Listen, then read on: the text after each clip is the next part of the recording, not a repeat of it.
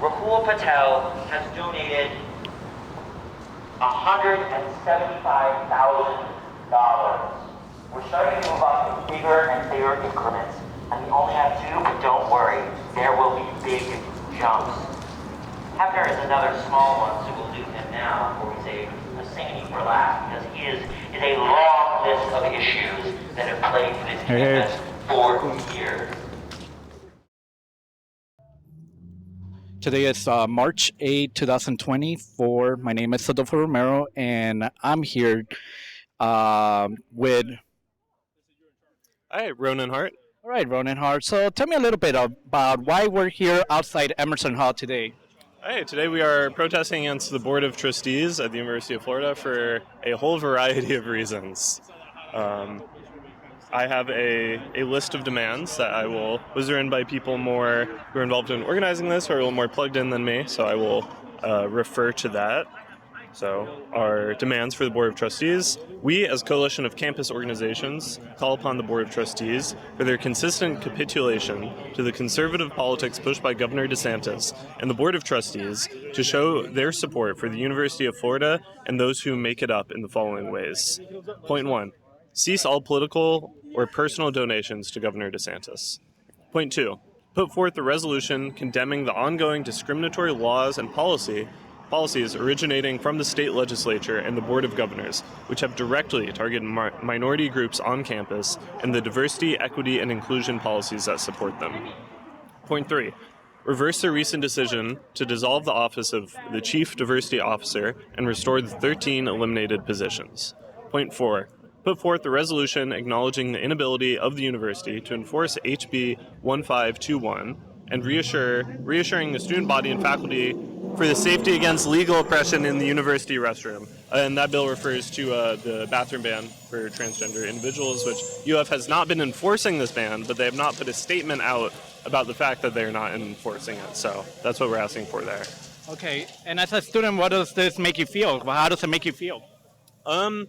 Well, it's on that specific point of the university not speaking up about this policy of non-enforcement. It's frustrating that they, in a way, are doing the right thing, but are doing it in such a closed-off way, and it really is just emblematic of their attitude towards just not getting in trouble, I guess, not trying to make waves in any way, but then still capitulating to these conservative politics in all these other ways. So it's one frustration among many.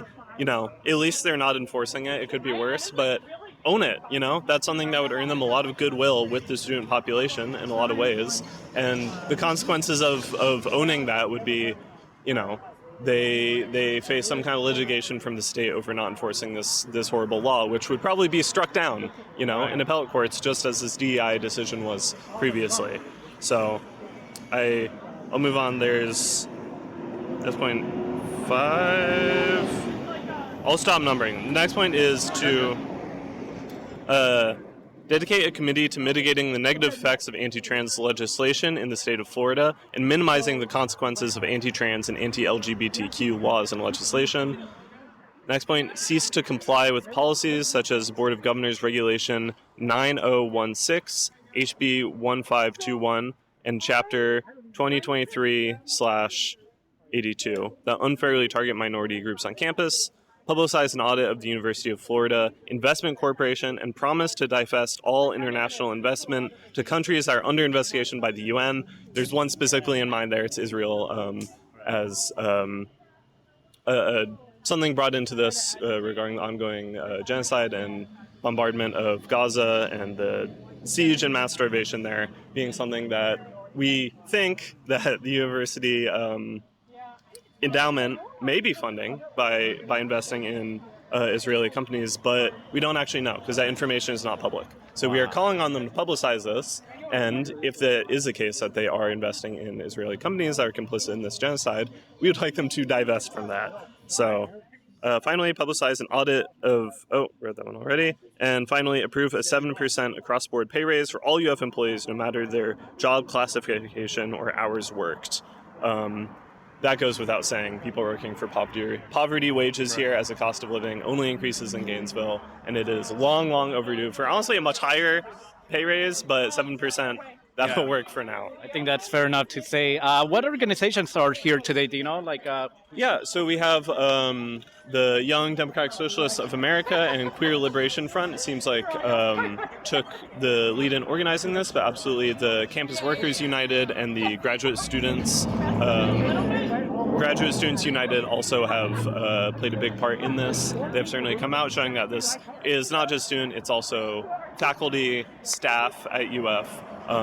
Because everyone is affected by the decisions made by the Board of Trustees. Okay, are you representing any specific organization at the moment? At the moment, I am not. I am here as a safety marshal to help make sure everything here goes well. No one gets hurt or gets in trouble in any way. Though, as a member of GAU, I'm not here in a official capacity for them, but I'll always be representing GAU and happy to help out with all these other organizations out here today. All right, Ronan. Well, those are all my questions for today. Thank you so much for making time for us today. And let's keep this battle going. It's not going to end here, that's for sure. Thank you, Adolfo. Yeah. My name's Adolfo Romero. Today is March 8, 2024, and I'm here outside of Emerson Hall. And who do I have the pleasure to be here today with? Hi, I'm Cassie Urbans. I am currently serving as the Communications Co-Chair for Graduate Assistants United, and I'm also the Pride Student Union Chief of Staff and a member of the National Education Association's Graduate Committee. All right, Cassie, you're doing amazing things, and thank you for being here today. So tell me a little bit about why we're here today. Well, from my opinion, the Board of Trustees should be acting as a line of defense and advocacy to protect our university's best interests, which includes the interest of our students. It's a lot to think about what we're telling our minority youth when we place the labor of DEI education, programming, and community on their backs instead of being able to fund different programs to support them. I think it's embarrassing that they left the student body president out of this conversation. It's embarrassing that they were fired on a Friday. It's embarrassing that that Friday happened to be the first day after Black History Month. They haven't made any effort to mass communicate non-compliance with HB 1521. Trans students are still scared to use the bathroom. Nobody's aware of the fact they're not enforcing this. They have no spine. I've seen firsthand the messiness of the Florida government or GOP's attempts to union bust. They're largely wasting state funds at this point. Higher education's under attack, and at the trustees' main issue for me is that there are a lot of private real estate investors, and they're largely responsible for the rent hikes that are burdening graduate assistants. That's what I find them guilty of today. Yes. I genuinely wouldn't even be surprised if they audibly laughed at our 7% increase that we're requesting. They've already done so before.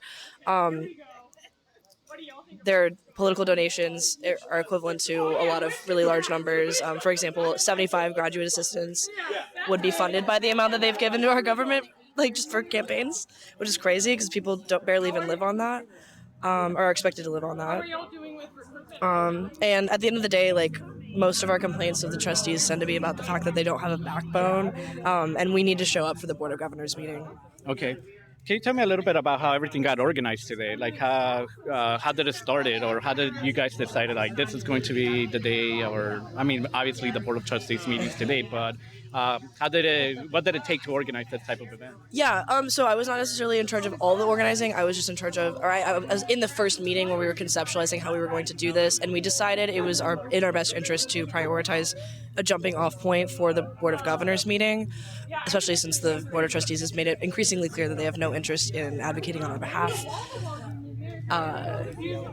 But I was not necessarily involved in the finer details. It was more the overall big picture stuff of that initial meeting. And as a graduate student, I'm assuming here, what does this mean to you at a personal level? On a personal level, I think it's important to hold people accountable who have power. It starts somewhere. If they had a backbone and stood up for us, we would get a lot more in terms of protections and different things, and especially as a union that's under attack and potentially not going to exist if we don't rate that 60% membership due to recent bill HB 256. I think it's really important to hold them accountable whenever we can, just to ensure that we keep our momentum no matter what happens to our unions. Right. UCW is probably on track to get decertified. That's just the fact of the matter. What is the future of UF? What do you see? Like, if this continues, where do you think we're headed? I mean, we're already at a drop of 10%, black faculty, and let's not even talk about Native Americans or other minority groups at the university. So, what do you think this means, like the future of Florida in politics? I mean, I sometimes it's uncomfortable to be here. I'm also Native, so like knowing that there's remains and there's non-compliance with NAGPRA, the Remains Act, where they were trying to get all museums to comply with the fact that they shouldn't have like dead bodies from stolen cultures in their museums. It's awful. There's thousands of remains in Dickinson Hall, like right across from like where I go to class. And that shouldn't be a thing. So I'm hoping for a lot more student activism. There are students who can't leave Florida, and I don't think it's fair to leave them behind and walk away from the state and just leave everybody who doesn't have the means to leave the state. I didn't have the means to leave the state. I could, I guess, but I mean, my mom immigrated to this country for me to have better opportunities. Why would I leave the place she chose for me to be? And why would I leave her in the dust and potentially like move farther away from her and not have access to my family? Like, people have different situations like that all the time. Where did your parents or your mother immigrated from? Yeah, so they're from Newfoundland, Canada. I'm of Mi'kmaq descent. I recently found my Indian registration, which is really cool. I thought I didn't have it, but it's a really long story. But essentially, the rules changed in 2013, resulting in it getting revoked. But I was like 12, so I didn't know what that meant. I thought that I never had it, but yeah. Anyways. Oh, that's cool. Yeah, I didn't expect to talk about that today. So Nor did I. crazy. The beauty of oral history, I would say. No, that's true. Well, Cassie, I think that answers all my questions for now. Thank you so much for taking some of your, making time for us. And yeah. Yeah, thank you so much for your work at the program. It's really great. Absolutely. Thank you so much. All right. All right. My name is Adolfo Romero. Today is March 8th, 2024, and I'm here outside of Emerson Hall. And today we're here on a meeting happening with the Board of Trustees because of the closure and all the issues happening with the DEI. So who do I have the pleasure to be here today with?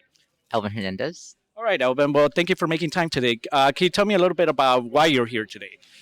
So this is a very important day for me and for other people who are also here because recently FENSAS did remove the DEI initiatives, and as a non-binary minority and Latin minority as well, and first generation, I do not feel like as safe as I felt when I applied here, and I think that's a big problem, especially with a large and influential research university like UF. All right. By the closure right now that's happening, what does that signify on your end? What does it mean for you? How is that going to impact you? So for me, I'm a biochem major with 2 minors in health disparity and philosophy, and one of the minors in philosophy, which is does fall under the department of the DEI, and I think that understanding how underdeveloped communities are affected just by either economical or just political laws is extremely important. So just removing that just completely blocks knowledge from something that could become better, if that makes sense. Yeah. And more equity. So now that the department is closed with the chief diversity office, what other spaces in campus would you say that we have left that are safe for now?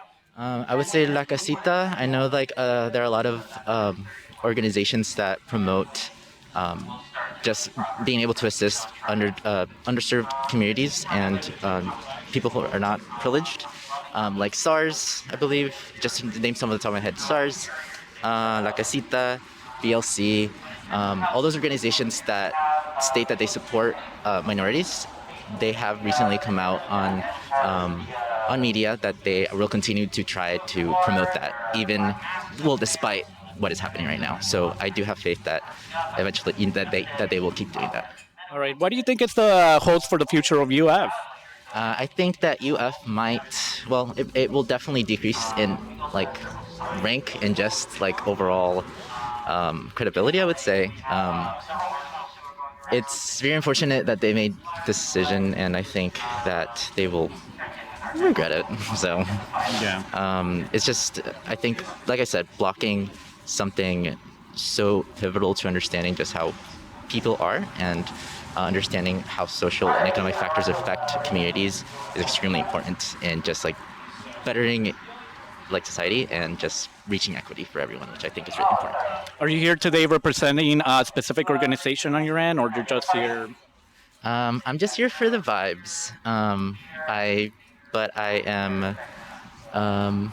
Yeah, no, that's kind of it. I'm here for the vibes. Okay, well, I think that any other last comment that you want to leave behind, maybe for the next generation of students that are, that are coming in. What, how can they find a space of inclusion or whatever it may be? What message would you like to leave behind? I would say that they should definitely try to reach out to clubs that still promote diversity and equity in their the system that they're a part of, and just trying to meet the right people. But also, if you already applied and you got in, and you're a minority, you should probably, I would say, reconsider. I don't think that you would feel safe here, but I think that it is also important to be able to catalyze change by enacting that, by promoting that change. So if you're an incoming student and you're already committed to being at University of Florida, then you can do your best to support DEI initiatives, either individually or even in community or local communities. Okay. I guess we'll leave it at that. Thank you very much, okay? Thank you. Find a friend with one or just follow along. We're going to start from the top. Ok, hoy es marzo 28, 2024. Mi nombre es Adolfo Romero y estoy aquí afuera de Emerson Hall y estoy aquí hoy con el placer de estar con... Mi nombre es Beatriz. Ok, Beatriz, mucho gusto. ¿Y por qué estamos aquí hoy? ¿Podrías decir un poco? Bueno, hace una semana atrás aproximadamente se cerró por completo como la Oficina de Diversidad, Inclusión e Equidad. Esto se veía venir, era algo que sabíamos, pero oficialmente se cerró la semana pasada. Para las personas que somos minorías, yo soy mujer latina, yo soy puertorriqueña, por lo que soy ciudadana, pero igual me afecta que se estén reduciendo cada vez más los espacios para las diferencias, para las diversidades. Si tú agarras, somos alrededor de 20%, un poquito más, casi 25% de latinos en UF. Ahora hay menos estudiantes afrodescendientes, como un 5%. O sea, ya vamos a llegar a un 30%. Y después, si tú sumas eso a las personas LGBTQ+, no somos tanta una minoría, pero igual sufrimos otra vida que no sufren el resto. Entonces, no tener el apoyo, una oficina que nos pueda apoyar directamente con asuntos que tengan que ver con nuestras realidades es muy preocupante.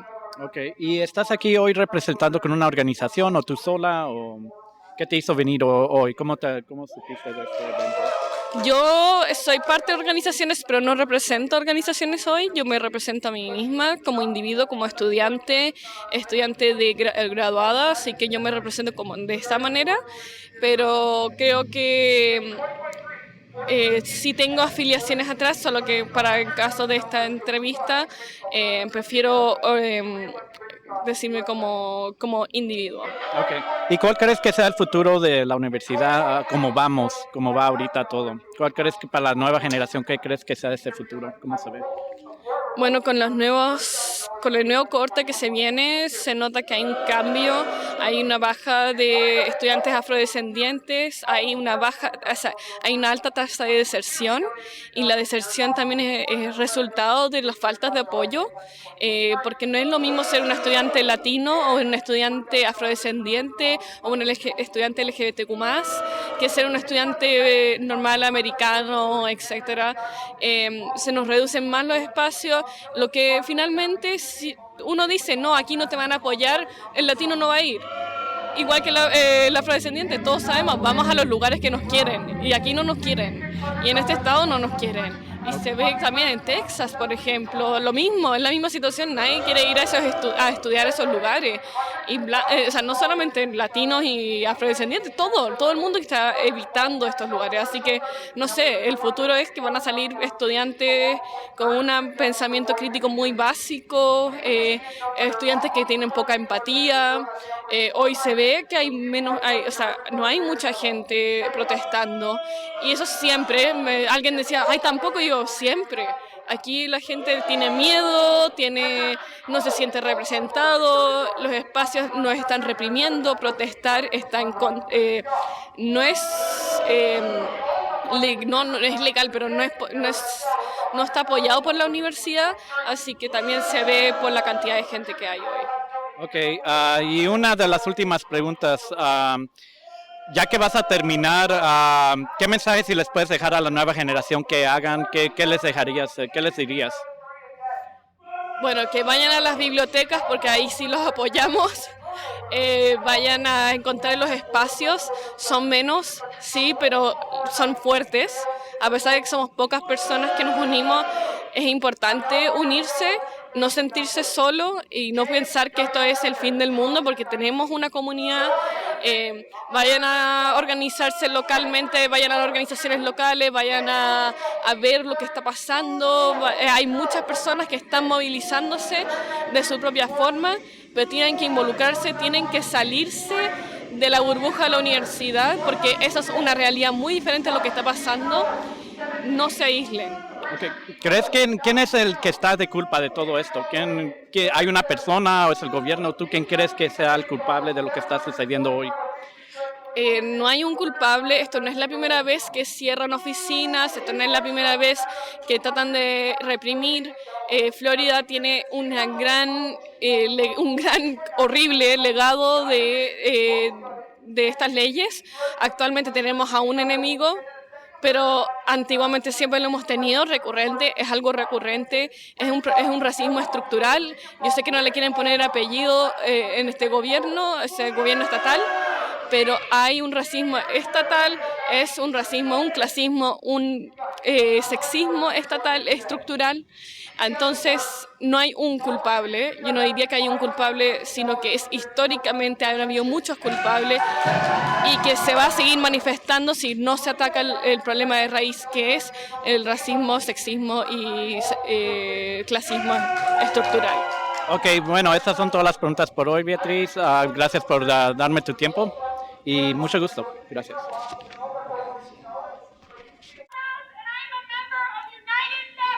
Okay. All right, today is March 8, 2024. My name is Adolfo Romero, and I'm here outside of Emerson Hall. And today it's the Board of Trustees meeting, and there's a DEI closure protest happening. And I'm here with Aaron Ali McClory. All right, Aaron. Can you tell me a little bit about why we're here and what brings you here today? Yeah, we're here because today is a Board of Governors meeting here at the University of Florida, and recently the Board of Governors, as well as many of the state apparatuses here in Florida, have cracked down on a lot of the things that we value here at UF and in Florida. So, for example, last Friday, they eliminated 13 DEI positions and fired those people who were in the positions, which is a direct impact of things that have passed through the state legislature and have been rubber stamped by the Board of Governors. Okay, and can you tell me, are you here representing an organization yourself, or what made you come today? Yeah, I'm here as a marshal for the protest, but I've also been involved on campus with the Young Democratic Socialists of America. All right, so what does this mean by this closure happening? What does this show about the university? I think it shows that the university is not willing to fight for students and that it's willing to just bend its back over for whoever in the state legislature and the governor's office says something that needs to happen, they'll do it. And I think that's a really dangerous precedent to set, especially when a university is supposed to work in the interest of students and faculty. Here we see at this protest there are a lot of students and faculty speaking out against what the Board of Governors is doing, and you'd think that they take that into consideration when they pass a lot of these heinous laws and implement these laws into the university code. Who do you think is behind all this? Ultimately, who is the main figure, or is there even a main figure to say? Yeah, I mean, I think you could definitely blame a lot of central figures. Like, there's Maury Hosseini, who's the chairman of the UF Board of Trustees. There's Governor DeSantis, who, of course, is a cultural spearhead behind a lot of these things. Ultimately, I think, though, that there's not just one person you can blame. I think that, one, it's a success of the broader, fascist movement in this country that Florida has been turned into a place where they can enact their policy without much resistance. And I think it's a failure of the Florida Democratic Party to mount a meaningful opposition to protect people and to make sure that this regime doesn't implement its policies as far as it has. And so I think like those two things can be put to blame. There's a lot more systemic reasons, but I think when you're boiling it down, that's kind of what it comes to. Okay. Any thoughts on the future of Florida, University of Florida, and what does that look like? Yeah, I mean, I think like as much as UF wants to see people who are out here protesting leave the state, leave the university, I just don't think that's going to happen. We're always going to have a voice here, and we're always going to stand up and fight back. I think that things are going to get worse before they get better, and I think that the elimination of those DEI positions really proves that. And ultimately, I think that we can claw things back and we can win back better. I just hope that too many people don't actually leave before we can build the numbers and build the strength to build back a better Florida. Okay. Any last message for the next generation coming into the University of Florida? Honestly, don't give up. I came here in the fall of 2021, and things were rough then. We were going through the academic freedom scandals, and we were protesting against that. I led the protests against SAS, and those were really successful in galvanizing a lot of the student energy around what was happening in Florida and at the university. So I think really we just need folks who are coming into these university to know that there are organizations here like YDSA, like the Queer Liberation Front, that do have a voice for you, that will help host your anger and will hopefully broadcast it to the university in a way that can make change, that can win material change for the students here and faculty here at the University of Florida. All right, Aaron. Well, that concludes all my questions for today. Thank you so much for being here today and making this happen. Yeah, thanks so much. Solidarity. Yes, sir. All right. All right. Today is March 8, 2023, and I'm here outside of Emerson Hall. And who do I have the pleasure to be outside with?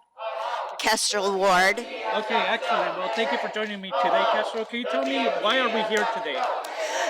We're out here to protest the closing of the DEI, the DEI department at UF, the firing of 13 staff members without recourse in that closing, and the lack of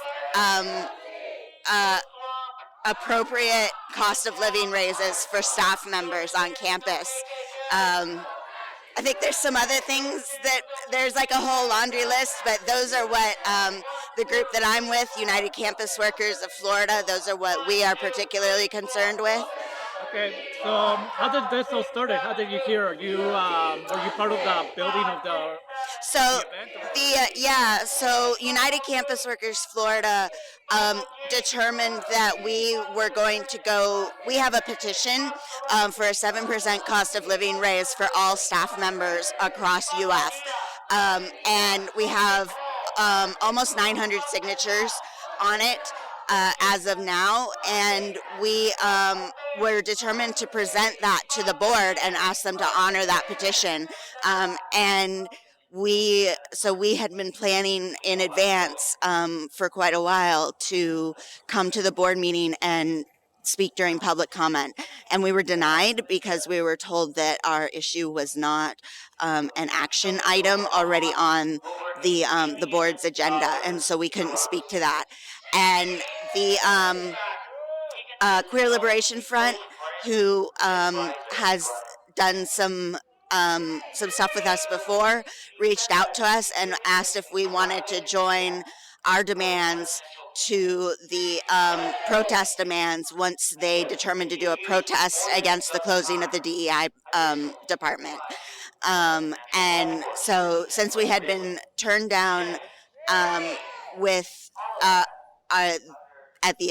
speaking at the official channels, we decided to come out and speak to the board with the other voices speaking to the board out here.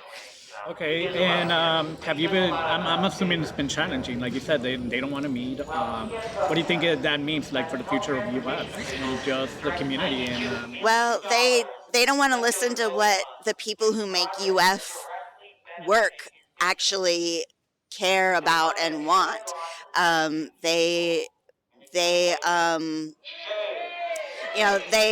just want to sit in their other states where they're from and come here, once every 3 months and make decisions that affect all of our lives, without any recourse by the people who make UF. None of them are. Um, None of them are involved in UF in any other way besides, as boards of trustees. They don't live here in Gainesville. They don't work for UF, except for a few. There's a few members of the board of trustees that are um, work for UF, but that's like 3 of them, and they're appointed based on their job positions, as like deans and things like that. Um, but other than that, they don't work here, they don't live here, and they don't want to listen to us when we try to speak to them. okay, with the losing of DEI, what does that mean, like for the university? Like if we lose that power, what other spaces do we have within the university that could protect students or faculty? Um, well, there's still the unions. Um, there are still things, DEI things on campus, even though they can't get state funding. Some of those organizations can still get federal funding because this is a state rule, not a federal rule. So there's still things like the Pride Student Union. There's the campus unions, the faculty union, and the graduate union, and the staff union.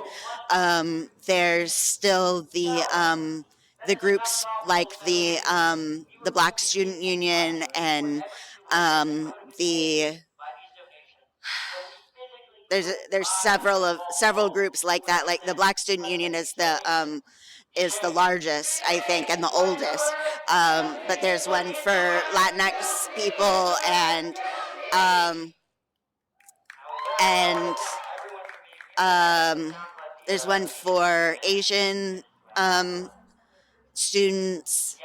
Yeah, there's all different kinds of ones like that, and they don't have a lot of power, but they're able to advocate directly to the administration at UF on behalf of their members, and that's all we can really do right now is continue to advocate. What is one final message that you would leave behind to the next generation coming into UF? If you could leave a message behind, what would it be? Don't give up the fight. It's a long fight and it's a hard fight, and there's been a lot of people doing it before, and there needs to be a lot of people continuing to do it in the future. So even when those of us are gone, keep up the fight for justice and dignity for all. That's right. Solidarity. Yeah. All right. Thank you. As we face racist and anti-LGBTQ and bigoted attacks on the conditions in which we work. Today, March 8th, is International Working Women's Day. International Working Women's Day is a day to celebrate the powerful force of our participation and gains won by our movements.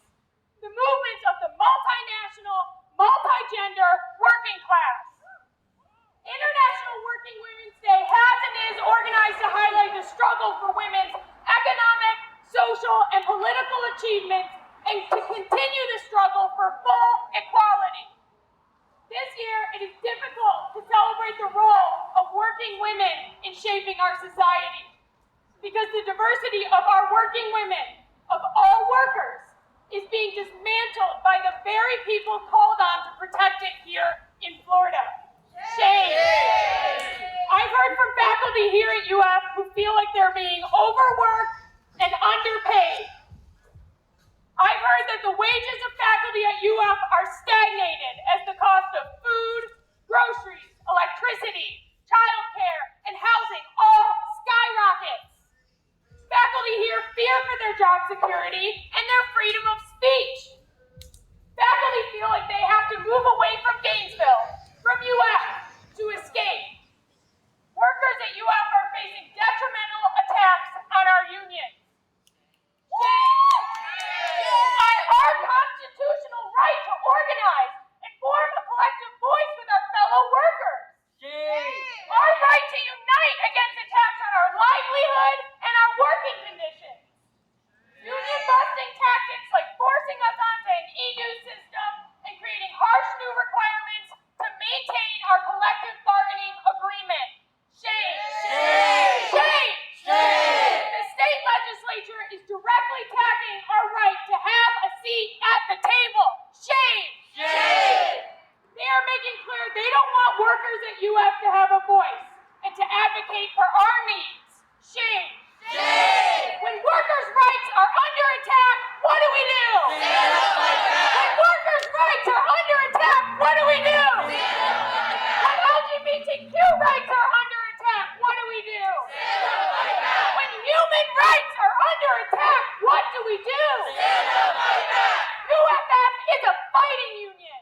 We will not stay silent as our representatives attack our rights, attack our fellow workers who stand for justice and equality.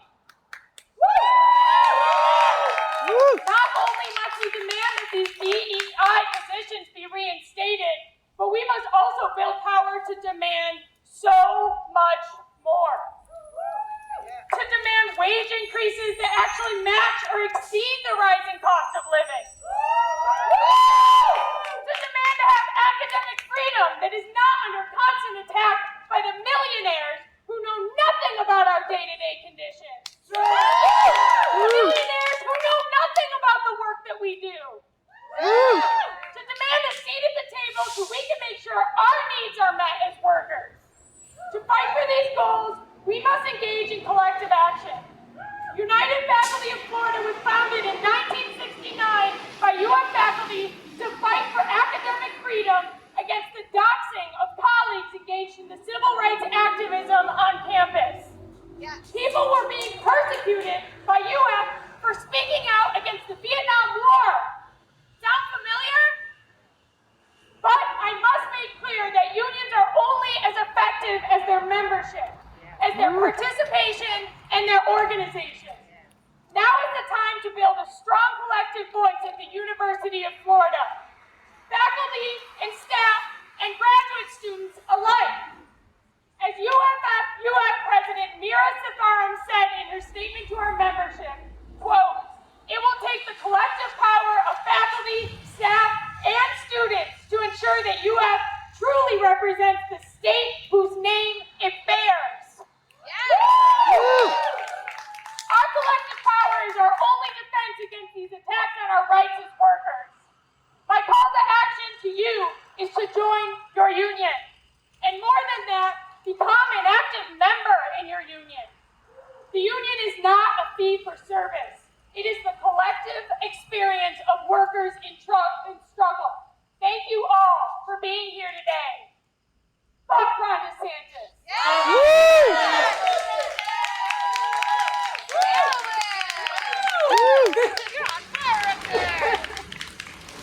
All right, Senator here. That's good. All right, let's move on to our next trustee. Next up, we've got Chris Ford. Use the pointer finger on the left hand over there. Adam. Yeah, you're allowed. All right. So, CORE is again one of the lower donors. And a lot of these lower donors slip by because they just put small donations and expect we won't do anything. And expect that we won't notice that they're funding the very same people who are destroying our campus. Shame! Chris Core is himself a tax appointee, and he's been silent on everything that came before that I just mentioned with O'Keefe, and we don't have time to go over it. Going over the things that each one of these people has been silent on would take all day. Rahul Patel has donated $175,000. We're starting to move up in bigger and bigger increments, and we only have 2, but don't worry, there will be big jumps. Hefner is another small one, so we'll do him now before we save the singing for last, because he is a long list of issues that have plagued this campus for years. Hey, hey, ho, ho, the BOT has got to go. Hey, hey, ho, ho, the BOT has got to go. Hey, hey, ho, ho, the BOT has got to go.